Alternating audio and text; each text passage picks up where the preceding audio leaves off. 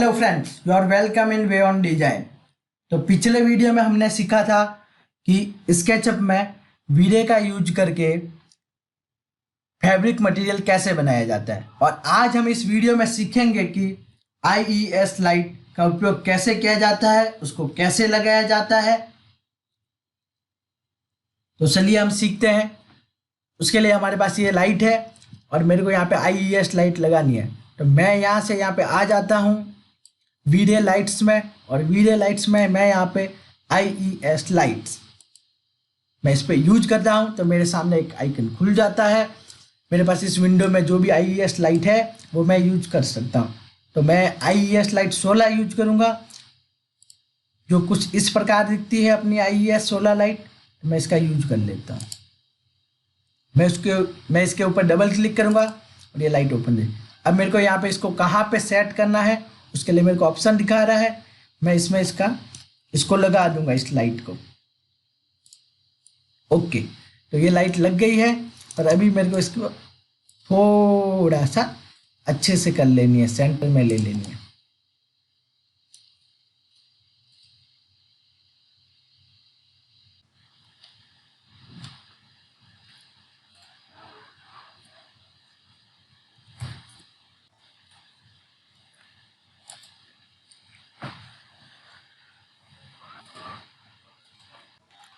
Okay friends, तो मैंने अपनी लाइट को एकदम सेंटर में ले लिया है, क्योंकि आपको सेंटर में रखना है। एक चीज और ध्यान रखनी है,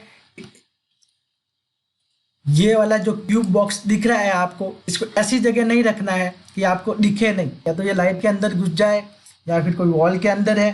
पूरी भी लाइट आपको एकदम आराम से दिखनी चाहिए, कोई अंदर किसी वॉल में घुसी हुई नहीं होनी चाहिए। नहीं तो ये क्या वॉल के अंदर होगी तो फिर आपको लाइट जिस तरह से है उस तरह से आपको लाइट नहीं दिखाई देगी। तो चलिए मैं यहाँ पे कर लेता हूँ और फिर मैं अभी इसका रेंडर करके देखता हूँ कि मेरे को लाइट कैसी दिखती है।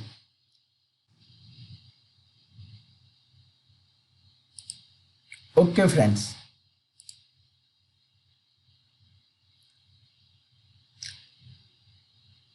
तभी आप देख रहे होंगे कि लाइट जो दिख रही है अपने को, इसका प्रकाश बहुत कम है। इसको सिर्फ हमको यहाँ से दिख रही है, हमको बड़ी दिखानी है, इसका प्रकाश अच्छे से नहीं आ रहा है। उसके लिए हम क्या करेंगे, यहाँ पे एसेट एडिटर में जाएंगे, यहाँ पे इस बल्ब पे क्लिक करेंगे और यहाँ पे हमको दिखेगी आईईएस लाइट। कई बार क्या होता है, जैसे कोई दूसरी लाइट भी लगी होती है जो इसकी इंटेंसिटी से हाई होती है, जैसे यहाँ पे डोम लाइट लगी हुई है और इसकी इंटेंसिटी 1 है। तो कई बार क्या होता है, इसकी इंटेंसिटी ज़्यादा होने के कारण हमारी आईईएस लाइट नहीं दिखाई देती है। तो यदि आप हो सके तो क्या, तो इसकी इंटेंसिटी कम कर लीजिए, और नहीं हो सके तो आईईएस लाइट की इंटेंसिटी हम बढ़ा सकते हैं। मैं यहाँ से इंटेंसिटी पे क्लिक कर लेता हूँ और मैं यहाँ पे 1000। ओके, अब मैं इसका रेंडर करके देखता हूँ कि मेरे को लाइट कैसी दिखाई दे रही है।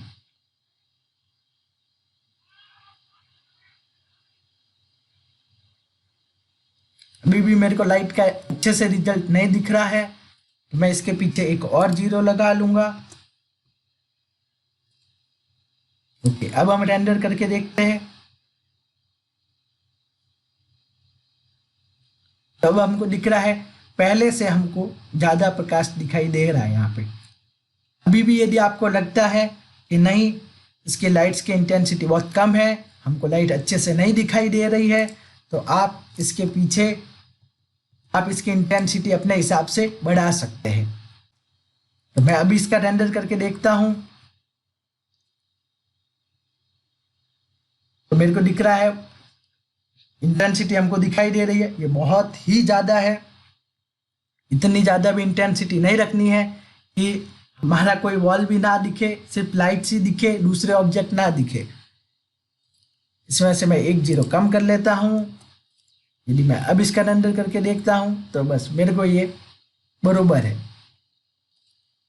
आप अपने हिसाब से और अपने ऑब्जेक्ट के हिसाब से लाइट रख सकते हैं।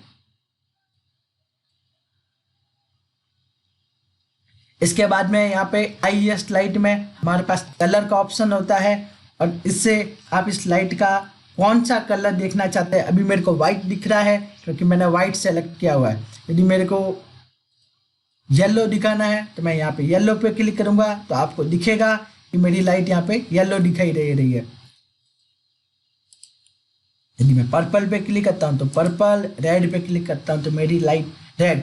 यदि आपको जो भी कलर चाहिए, जिस हिसाब से चाहिए, आप वो उस हिसाब से लाइट का कलर रख सकते हैं।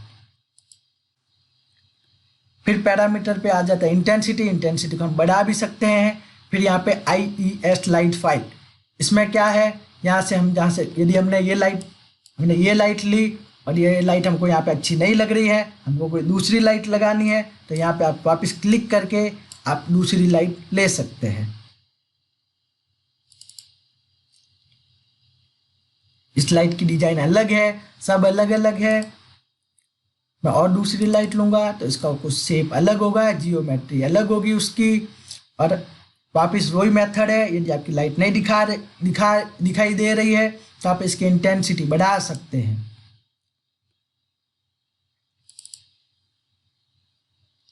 ओके, इसके बाद में आता है शेप। हमको पॉइंट में दिखाना है फ्रॉम IES फाइल। जैसे हमारे पास ये लाइट है फ्रॉम IES फाइल, ऐसी हमको लाइट दिखाई दे रही है 30, और यहाँ पे हमको वैसी दिखाई दे। आपको पॉइंट ही रखना है, इसमें ज़्यादा छेड़छाड़ी नहीं करनी है। फिर आता है ऑप्शन में शैडो। यदि आपने नीचे यहाँ पे कोई चीज़ रखी है और इसकी लाइट यहाँ से पड़ रही है अपने ऊपर से, तो यदि उसकी शैडो दिखानी है, कोई भी ऑब्जेक्ट हो, तो यहाँ पे शैडो, तभी शैडो ऑन है, मतलब उसकी शैडो दिखेगी। यदि नहीं होगी तो शैडो नहीं दिखेगी। उसके बाद में इफेक्ट डिफ्यूज। यदि हम इसको बंद कर देते हैं तो इसकी इंटेंसिटी काफ़ी कम हो जाती है। जैसे लाइट है, जब डिफ्यूज मतलब प्रकाश कम होता है, फ्यूज होती है, जब उसके हिसाब से लाइट का प्रकाश कम दिखेगा। यदि आपको अच्छे से दिखाना है, इफेक्ट डिफ्यूज ऑन रखे। इफेक्ट स्पेसिकुलर,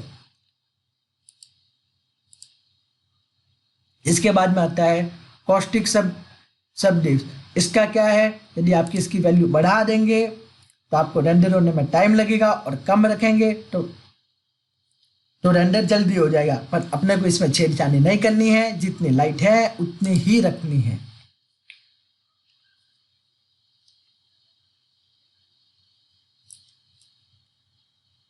इसके बाद में यदि आपको लाइट यहाँ से बड़ी दिखाई दे रही है तो आप स्केल का यूज करके इस लाइट को छोटा और बड़ा दोनों कर सकते हो। और IES लाइट ऑफ करने के लिए IES लाइट ऑफ, तो यहाँ से मैं ऑफ कर लेता हूँ तो मेरी IES लाइट ऑफ हो जाती है। मैं ऑन कर लेता हूँ तो मेरी ऑन हो जाएगी। कई बार प्रॉब्लम होती है, IES लाइट तो हम लगा लेते हैं पर उसका यहाँ पे हमको नहीं दिखाई देती है। इसमें गलती ये कर लेते हैं कि इंटेंसिटी हमारी कम होती है और दूसरी लाइट की इंटेंसिटी ज़्यादा होती है, जिससे ये हमारी लाइट नहीं दिखाई देती है, और फिर हमको लगता है कि हमने कुछ ना कुछ गड़बड़ की है, पर ऐसा नहीं है।